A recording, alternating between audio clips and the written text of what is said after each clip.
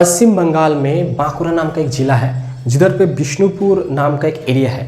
तो बिष्णुपुर ये जो नाम है, ये नाम सुनते ही आप लोगों के दिमाग में आ रहा होगा कि बिष्णुपुर मतलब इधर पे वैष्णव लोग ज़्यादा थे। तो बिष्णुपुर एक ऐसा प्लेस है जिधर पे जिनको कहा जाता है द लैंड ऑफ टेम्पल। मतलब इधर पे आज भी अगर आप उधर पे जाए तो बहुत सारा टेम्पल आज भी देखने को मिलता है। और उस टेम्पल को देखते ही हम लोग समझ जाएंगे कि ये टेम्पल कोई साधारण टेम्पल नहीं है, ये बहुत ही पुराना है। और बिष्णुपुर का प्रसिद्ध है टेराकोटा, मतलब टेराकोटा का जो काम है। टेराकोटा मतलब वो मिट्टी का जो पुतला है, उस पुतला के लिए बिष्णुपुर बहुत ही फेमस है। तो उसी बिष्णुपुर में एक मंदिर है जिनको कहा जाता है मदन मोहन मंदिर। तो इस मदन मोहन मंदिर का जो मदन मोहन है, तो इनके बारे में आज हम लोग चर्चा करेंगे कि भगवान के जो भक्ति है वो कैसे किया जाता है। इस लीला श्रवण करने मात्र हम लोग समझ जाएंगे, हम लोगों का जो कन्फ्यूजन है ये क्लियर हो जाएगा। बिष्णुपुर के जो राजा वगैरह थे वो लोग परंपरा के अकॉर्डिंग वो लोग भगवान राधा मदन मोहन का सेवा करते थे। तो उसी परंपरा में एक राजा थे, उनका नाम थे गोपाल सिंह, राजा गोपाल सिंह। राजा गोपाल सिंह बहुत ही भव्य समारोह के द्वारा वो राधा मदन मोहन का सेवा करते थे और मदन मोहन का बहुत ही शुद्ध भक्त थे। तो एक बार क्या हुआ, तब के टाइम में बर्गी लोगों का आक्रमण होता था बंगाल में। बर्गी है, बर्गी महाराष्ट्र के कुछ समुदाय है जो कि बंगाल में आक्रमण करते थे, लूटपाट करते थे। ठीक है, तो बंगाल तब बहुत ही रिच था, बहुत ही रईस था। तो इसीलिए सभी राजाओं का बंगाल के ऊपर एक नज़र था कि बंगाल जाके लूटपाट चलाएंगे, ये सब टेंडेंसी था। तो बर्गी लोग क्या करते थे, वो आक्रमण करते थे। तो अचानक से राजा गोपाल सिंह के पास खबर आया कि आज रात को बर्गी लोग वो एकदम सीमाना पे आ चुके हैं और आज रात वो लोग आक्रमण करने वाले हैं बिष्णुपुर। तो सेनापति बोला चलिए राजा, हम लोग सेना तैयार करते हैं, उनका आक्रमण का जवाब देंगे, ये करेंगे वो करेंगे।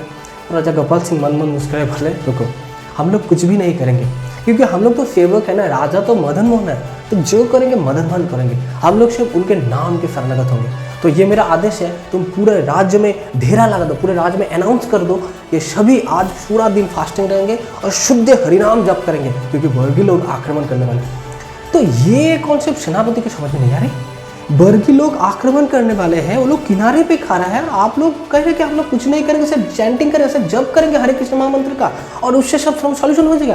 बोला हाँ, ये मेरा आदेश है, मैं जो कह रहा हूँ उसको पालन करो। तो ठीक है, तो सेनापति ने सबको ढेरा पेटा दिया, सबको अनाउंस कर दिया कि आज फास्टिंग रहेंगे, हम लोग शुद्ध हरिनाम जप करेंगे क्योंकि वर्गी लोग आक्रमण करने वाले, हम लोग को लूटपाट करने वाले, हम लोग को हत्या करने वाले। तो अगर बचना चाहते हो तो पूरा शुद्ध नाम जप करो। तो ठीक है, पूरे जो प्रजा लोग है और राजा को बहुत अच्छी तरह से मानते थे क्योंकि राजा बहुत प्रजा हितैषी थे, बहुत ही अच्छे राजा थे। तो राजा के बाद प्रजा लोग मानते थे। तो ये एक आइडियल राजा का निशानी है ना कि अगर कुछ करे तो प्रजा लोगों के राजा के ऊपर विश्वास होना चाहिए कि राजा जब कह रहे तो कुछ ना कुछ बात होगा। तो प्रजा लोग राजा को विश्वास करते हैं, वो लोग चैंटिंग करने लगे। लेकिन सेनापति के मन में डाउट था कि होता है ना, जब सेना जो है वो देशभक्ति है तो वो लोग प्रैक्टिकली सब लोग कुछ सोचता है कि ये कैसे हो सकता है, मैं चैंटिंग नहीं कर पाऊंगा, मुझे देखना है कि मैं कैसे इसको कैसे देखूँ, बर्गी लोग कैसे आक्रमण कर रहे हैं, हम लोग को लूटपाट कर रहे हैं, हम लोग हमारे आंखों में हमें देखना पड़ेगा। तो सेनापति का मन विचलित था, तो देखने लगे कि क्या होने वाला है, क्या होने वाला है। तो तब वो लोग पूरा दिन, पूरा प्रजा लोग, राजा जो है गोपाल सिंह को शुद्ध हरिनाम जप करने लगे।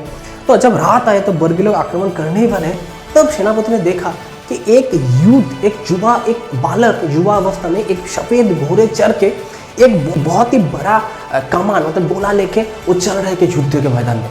तो सेनापति ने सोचा कि ये कौन है भाई, इसको तो मैंने कभी नहीं देखा क्योंकि सेनापति जो सेना को सभी को पहचान थे, तो इसको तो कभी नहीं देखा। अकेला इतना बड़ा कमान को, इतना बड़ा गोला को कैसे पकड़े हुए ले जा रहे जैसे कि शोले का कोई चीज़ हो, और युवा है और सफ़ेद घोड़ा, और चारों तरफ से एक अपूर्व सुगंध युक्त एक गंध आ रहा है, जिसको ये कोई भव्य सुगंध है, ये कोई नॉर्मल गंध नहीं है। तो सेनापति देखने लगे हो क्या रहा है। तो सेनापति ने दूर से देखने लगे क्या हो रहा है। तो युवा जो बालक है वो बालक गए, राजा और प्रजा लोग जो थे वो तो चैंटिंग में मग्न थे, हरिनाम में मग्न थे, लेकिन आवाज़ उनको मिल रहा था, दुम दम आवाज़ हो रहा था, जैसे गोला छोड़ने का जो आवाज़ है ना, तो आवाज़ हो रहा था। तो उसके बाद कुछ देर बाद सेनापति ने फिर से देखा, वही जो बालक है सफ़ेद घोड़ा चढ़ के वो पुनराय वापस आ रहा है, और सेनापति ने पीछा किया और पीछा करते करते देखा वो जो बालक है वो मदन मोहन टेम्पल के पास आया और मदन मोहन के साथ विलीन हो गया। तब सेनापति समझ में आ रहे ये कैसे होता है। तो ये मैंने क्या देख लिया अपने आंखों से, मतलब राजा का नाम के ऊपर इतना विश्वास, मतलब राधा मदन मोहन, जो मदन मोहन है, ये मदन मोहन कृष्ण, वो खुद गए थे युद्ध करने। सुबह हुआ, सुबह उठकर देखा गया कि बर्गी का पूरा जो सेना है वो परे हुए हैं और उन लोगों का मृत्यु प्राप्ति हो गया है। तो सेनापति ने समझ में आया कि राजा ने जब कहा था क्या विश्वास है, तो सेनापति का राजा के ऊपर जो फेथ है और भी विश्वास आ गया।